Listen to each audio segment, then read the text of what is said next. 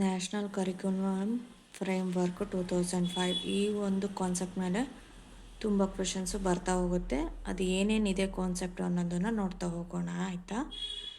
National curriculum framework NCF 2005 ಅದರಲ್ಲಿ important ಏನು ಅಂದರೆ ಈ ಒಂದು ಫ್ರೇಮ್ವರ್ಕ್ ಇದೆಯಲ್ಲ, ನ್ಯಾಷನಲ್ ಕರಿಕ್ಯುಲಮ್ ಫ್ರೇಮ್ವರ್ಕ್ ಯಾವುದರಿಂದ ಆಗಿದೆ, ಹಾಗೆಯೇ ಏನೇನು ಇಂಪಾರ್ಟೆನ್ಸ್ ಇದರದು ಅಂತ ನೋಡ್ತಾ ಹೋಗೋಣ. ನ್ಯಾಷನಲ್ ಪಾಲಿಸಿ ಆನ್ ಎಜುಕೇಷನ್ ಈ ಒಂದು ಫ್ರೇಮ್ವರ್ಕ್ ಎದ್ರ ಮೇಲಿದೆ ಅಂದರೆ ಎಜುಕೇಷನ್ ಮೇಲಿರೋದು. ಅದು ಏನಕ್ಕೆ ಸ್ಟ್ರೆಸ್ ಕೊಡುತ್ತೆ ಅಂದರೆ the needs to employ educational technology to improve the quality of education. Quality of ಎಜುಕೇಷನನ್ನು ಜಾಸ್ತಿ ಮಾಡೋದಕ್ಕೆ ನ್ಯಾಷನಲ್ ಪಾಲಿಸಿ ಆಫ್ ಎಜುಕೇಷನ್ನು ಸ್ಟ್ರೆಸ್ ಮಾಡ್ತಾ ಇದೆ. ನೆಕ್ಸ್ಟು ಪಾಲಿಸಿ ಸ್ಟೇಟ್ಮೆಂಟ್ ಎಲ್ಲಿಗೆ ಅದು ಒತ್ತನ್ನು ಕೊಡ್ತಾ ಇದೆ, ಅದು ಎಲ್ಲಿಗೆ ಇಂಪಾರ್ಟೆನ್ಸ್ನ ಕೊಡ್ತಾ ಇದೆ ಅಂದರೆ ಎಜುಕೇಷ್ನಲ್ ಟೆಕ್ನಾಲಜಿ ಮತ್ತು ಕಂಪ್ಯೂಟರ್ ಲಿಟ್ರಸಿಗೆ ತುಂಬಾ ಇಂಪಾರ್ಟೆನ್ಸ್ನ ಕೊಡ್ತಾ ಇದೆ. Next what and how to teach children ಏನೇನು ಹೇಳುತ್ತೆ ಇದರಲ್ಲಿ ಅಂತಂದರೆ what and how to teach children, ಮಕ್ಕಳಿಗೆ ಏನನ್ನು ಹೇಳ್ಕೊಡ್ಬೇಕು ಮತ್ತು ಹೇಗೆ ಹೇಳ್ಕೊಡ್ಬೇಕು ಅನ್ನೋದು ಕೂಡ ಇಂಪಾರ್ಟೆಂಟ್ ಒಂದು ಏನಂತಂದರೆ ಇಂಪಾರ್ಟೆಂಟ್ ಫ್ಯಾಕ್ಟರ್ಸ್ನ ಈ ಒಂದು NCF ಒಳಗೊಂಡಿದೆ. ಓಕೆನಾ. ಇದರದ್ದು ಪಾಯಿಂಟ್ಸನ್ನು ನೋಡ್ತಾ ಹೋಗೋಣ. ಟಾಗೋರ್ಸ್ ಎಸೆ ಸಿವಿಲೈಸೇಷನ್ ಆ್ಯಂಡ್ ಪ್ರೋಗ್ರೆಸ್. ಈ ಒಂದು NCF ಅನ್ನೋದು ಎದ್ರ ಮೇಲೆ ಇನ್ಸ್ಪಿರೇಷನ್ ಆಗಿದೆ ಅಂತಂದರೆ ಟಾಗೋರ್ ಅವ್ರು ಬರ್ತಿರುವಂತಹ ಒಂದು ಎಸ್ಸೈ. ಅದು ಯಾವುದ್ರ ಮೇಲೆ, ಸಿವಿಲೈಸೇಷನ್ ಆ್ಯಂಡ್ ಪ್ರೋಗ್ರೆಸ್ ಅನ್ನೋ ಒಂದು ಲೈನ್ ಮೇಲೆ ಈ ಒಂದು NCF 2005 ಅಂತೂ ಇನ್ಸ್ಪಿರೇಷನ್ ತಗೊಂಡಿದೆ. ಓಕೆನಾ. ಅದರಲ್ಲಿ ಏನೇನಿದೆ ಅಂತ ನೋಡ್ತಾ ಹೋಗೋಣ. NCF 2005 begins with a quotation from Tagore's essay. Okay. Poet reminds us that creative spirits and generous joy ಇವೆರಡು ತುಂಬಾ ಇಂಪಾರ್ಟೆಂಟ್ ನೋಡ್ರಿ. ಹಾಗೆಯೇ ಕಾನ್ಸ್ಟಿಟ್ಯೂಷನಿಂದನೂ ಸ್ವಲ್ಪ ಇನ್ಸ್ಪಿರೇಷನ್ ತೊಗೊಂಡು ಮಾಡಿದ್ದಾರೆ. ಏನೇನು ಅಂತಂದರೆ secularism, egalitarian and pluralistic society found on values of social justice and equality. ಇದಿಷ್ಟು ಇನ್ಸ್ಪಿರೇಷನ್ ತೊಗೊಂಡ್ಬಿಟ್ಟು NCF ಅನ್ನೋದನ್ನು ಮಾಡಿದ್ದಾರೆ. Next NCF proposes 5 guiding principles of curriculum development. Curriculum development ಆಗೋದಕ್ಕೆ 5 ಪ್ರಿನ್ಸಿಪಲ್ ಕಾರಣ ಆಗಿದೆ. ಯಾವುದ್ಯಾವುದು ಅನ್ನೋದನ್ನು ನೋಡ್ತಾ ಹೋಗೋಣ. Connecting knowledge of life outside the school. School ಅಲ್ಲದೇ ಹೊರಗಡೆ ಹೊರಗಡೆ ಲೈಫು ನಾಲೆಡ್ಜನಕ್ಕೆ ಕನೆಕ್ಟ್ ಮಾಡೋದು. ಅಂದರೆ ಸ್ಕೂಲಿಗೂ ಮತ್ತು ಕರಿಕ್ಯುಲಮಿಗೂ ಮತ್ತು ಹೊರಗಡೆಗೆ ಇರುವಂತಹ ನಾಲೆಡ್ಜ್ ಎರಡೂ ಕನೆಕ್ಟ್ ಮಾಡುವಂಥದ್ದು. Okay. Next ensuring that learning shift away from wrote method. ಇದು ಎಷ್ಟರ ಮಟ್ಟಿಗೆ ಕರೆಕ್ಟೋ ನನಗಂತೂ ಗೊತ್ತಿಲ್ಲ.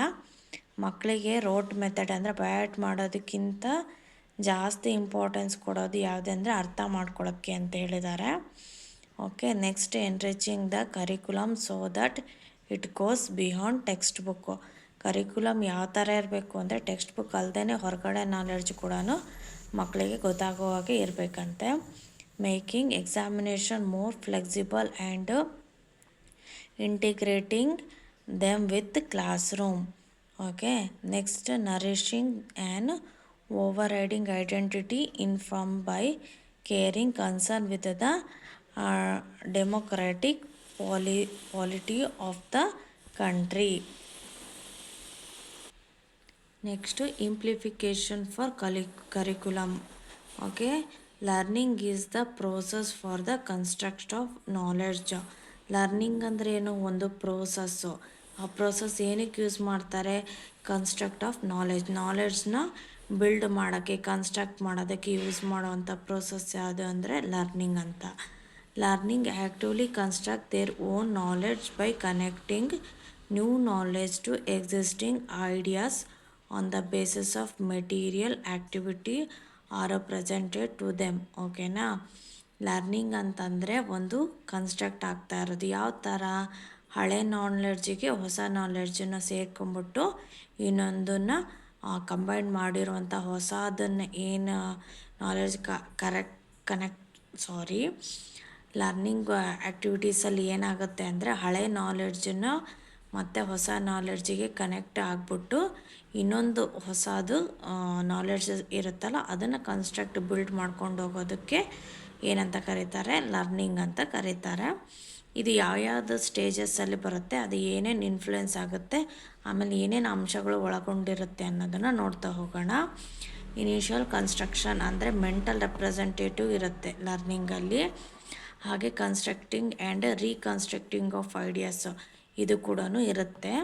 ಹಾಗೆ engagement of learners through relevant activity. ಓಕೆನಾ, ಕಲಿಕೆಯಲ್ಲಿ ಏನೇನು ಇರಬೇಕು ಅಂದರೆ ಎಂಗೇಜ್ಮೆಂಟ್ ಆಫ್ ಲರ್ನರ್ಸ್ ಯಾವ ಥರ ಇರಬೇಕು, ಥ್ರೂ ರಿಲೆವೆಂಟ್ ಆ್ಯಕ್ಟಿವಿಟಿ, ಅವ್ರಿಗೆ ಗೊತ್ತಿರುವಂತಹ ಆ್ಯಕ್ಟಿವಿಟಿನ ಕೊಟ್ಬಿಟ್ಟು ಅವರಿಗೆ ಹೊಸದಾಗಿ ಕಲಿಸ್ಬೇಕು. ಇದು ತುಂಬಾ important. Social aspects in the construction process in the sense that knowledge needed for A complex task can reside in a group situation. ಹೊರಗಡೆ ಸೋಷಿಯಲ್ ಆಸ್ಪೆಕ್ಟ್ಸ್ ಎಲ್ಲ ಇರುತ್ತಲ್ವ, ಅದನ್ನು ಮಕ್ಕಳಿಗೆ ಏನು ಅಂತಂದರೆ ಆ ಕಾಂಪ್ಲೆಕ್ಸ್ ಇರುತ್ತೆ, ಅದನ್ನು ಏನು ಮಾಡಬೇಕು, ಗ್ರೂಪಲ್ಲಿ ಆ ಮಕ್ಕಳಿಗೆ ಹೇಳಿಕೊಟ್ರೆ ಆ ಮಕ್ಕಳಿಗೆ ಈಸಿ ಆಗ್ತಾ ಬರುತ್ತೆ. ಆಮೇಲೆ ಕನ್ಸ್ಟ್ರಕ್ಷನ್ ಅಂದರೆ ಏನು? Construction indicates that each learner individual and social construct meaning has he or she learns. Constructing meaning is learning. The constructivist perspective provides strategies for promoting learning by all. Okay, construction ಅಂದರೆ ಏನು? It indicates that each learner individually or socially construct meaning learns. Okay, ಏನೋ ಒಂದು ನಾಲೆಡ್ಜನ್ನು construct ಮಾಡ್ತಾ ಇದ್ದಾರೆ, engage ಆಗ್ತಾ ಇದ್ದಾರೆ, activity ಮಾಡ್ತಾ ಇದ್ದಾರೆ ಅಂತ ಅರ್ಥ. ಹೊಸದನ್ನು ಕಲಿಯೋಕ್ಕೆ ಪ್ರಯತ್ನ ಮಾಡ್ತಾ ಇದ್ದಾರೆ ಅನ್ನೋದು ಕೂಡ ಬರ್ಬೋದು. ನೆಕ್ಸ್ಟ್ ಟೀಚರ್ ಅಂದರೆ ಏನು? Active role. ಟೀಚರ್ ಅಂದರೆ ಆ್ಯಕ್ಟಿವ್ ರೋಲ್, ಪ್ಯಾಸಿವ್ ರೋಲ್ ಇರಲ್ಲ ಅಲ್ಲಿ. In relation to the process of knowledge construction in which childrens are engaged. ಇಲ್ಲಿ ಟೀಚರ್ಸ್ ಅಂದರೆ ಆ್ಯಕ್ಟಿವ್ ರೋಲು, ಫೆಸಿಲಿಟೇಟರು, ಹಾಗೆಯೇ ಗೈಡರ್ಸು ಎಲ್ಲರೂ ಬರುತ್ತೆ. ಆಯಿತಾ? ಏನೇನು ಅವ್ರಿಗೇನು ಕೆಲಸ ಅಂತಂದರೆ relation to the process of knowledge construction. ಮಕ್ಕಳು ಕಲಿತಾ ಇರ್ತಾರಲ್ಲ ಅವರಿಗೆ ಎಂಗೇಜ್ ಮಾಡೋದು, ಅವ್ರಿಗೆ ಫೆಸಿಲಿಟೇಟ್ ಮಾಡೋದು ಕೆಲಸ ಏನಂದರೆ ಟೀಚರ್ಸ್ದು. ಹಾಗಾದರೆ ಚೈಲ್ಡ್ದೇನು? ಅವರು ಕೂಡ ಆ್ಯಕ್ಟಿವ್ ಲರ್ನರ್ ಆಗ್ತಾರಲ್ಲಿ. ಅವ್ರೇನು ಮಾಡ್ತಾರೆ, ಕನ್ಸ್ಟ್ರಕ್ಟ್ ಮಾಡ್ತಾರೆ. ಏನನ್ನು? ನಾಲೆಡ್ಜನ್ನು.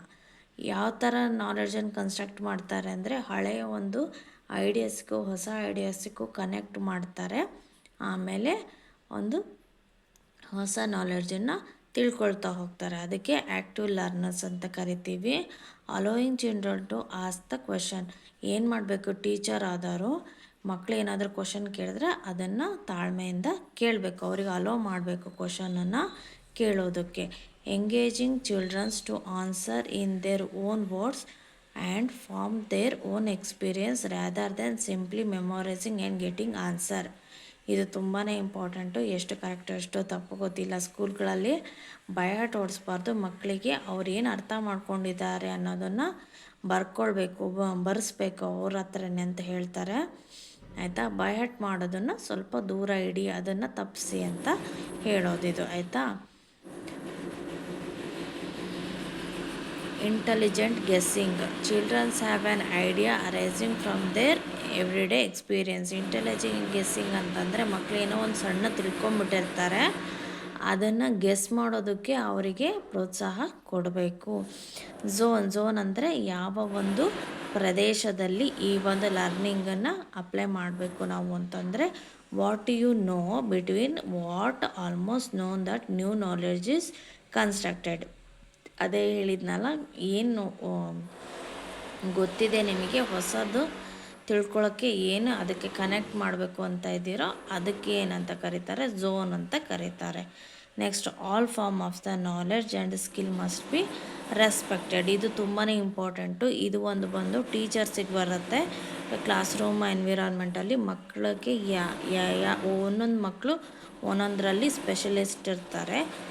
ಆ ಮಕ್ಕಳದ್ದು ಯಾವ ಮಕ್ಕಳಲ್ಲಿ ತುಂಬ ಇಂಟೆಲಿಜೆನ್ಸ್, ಒಂದೊಂದು ಝೋನಲ್ಲಿ ಇಂಟೆಲಿಜೆನ್ಸ್ ಇರ್ತಾರೆ. ಅವರು ಒಬ್ಬರು ಹಾಡು ಹೇಳೋದ್ರಲ್ಲಿ ಒಬ್ಬರು ಇರ್ತಾರೆ, ಒಬ್ಬರು ಡ್ಯಾನ್ಸಲ್ಲಿ ಇರ್ತಾರೆ, ಒಬ್ಬರು ರೈಟಿಂಗಲ್ಲಿ ಇರ್ತಾರೆ, ಡ್ರಾಯಿಂಗಲ್ಲಿ ಇರ್ತಾರೆ. ಈ ಟೀಚರ್ಸ್ ಆದರೂ ಬರೀ ಎಜುಕೇಷನ್ ಅಷ್ಟೇ ಇಂಪಾರ್ಟೆಂಟು ಅಂತಲ್ಲ, ಎಲ್ಲದೂ ಇಂಪಾರ್ಟೆಂಟು. ಎಲ್ಲದಕ್ಕೂ ಅದರದ್ದೇ ಆದ ಒಂದು ಮರ್ಯಾದೆ ಇರುತ್ತೆ, ರೆಸ್ಪೆಕ್ಟ್ ಇರುತ್ತೆ. ಆ ಒಂದು ರೆಸ್ಪೆಕ್ಟ್ನ ಕೊಡಬೇಕಾಗಿರೋದು ಜವಾಬ್ದಾರಿ ಯಾರ್ದಿರುತ್ತೆ? ಟೀಚರ್ಸ್ದಿರುತ್ತೆ. ಓಕೆ, ಇದಿಷ್ಟು ಫಸ್ಟ್ ಪಾರ್ಟ್. ಈ ಒಂದು ವಿಡಿಯೋದಲ್ಲಿ ನಿಮಗೆ ಸಿಗ್ತಾ ಹೋಗುತ್ತೆ. NCF ತುಂಬಾ ಇಂಪಾರ್ಟೆಂಟ್ ನೋಡಿ. ಇದು ಎಷ್ಟು ನೀಟಾಗಿ ನಿಮಗೆ ಅರ್ಥ ಆಗುತ್ತೋ ಮೆಥಡಾಲಜಿ ಕ್ವಶನ್ಸು ಅಷ್ಟು ನೀಟಾಗಿ ಆನ್ಸರ್ ಮಾಡೋಕ್ಕೆ ಸಾಧ್ಯ ಆಗುತ್ತೆ. ಮುಂದಿನ ವಿಡಿಯೋದಲ್ಲಿ ಸಿಗೋಣ. Thanks for watching.